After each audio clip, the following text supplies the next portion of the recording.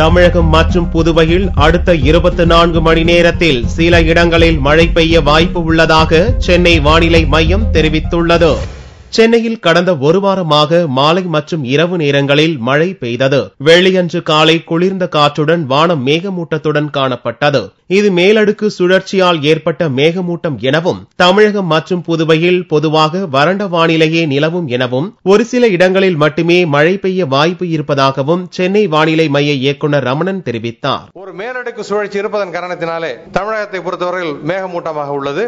கடந்த 24 மணி நேரத்திலே ஒட்டுமொத்தமாக பார்க்கும் பொழுது தமிழகம் மற்றும் புதுச்சேரியில் பெரும்பாலும் ஒரு வறண்ட வானிலை நிலை வந்துள்ளது. ஒரு இரு இடங்களில் மட்டுமே மழை பெய்துள்ளது.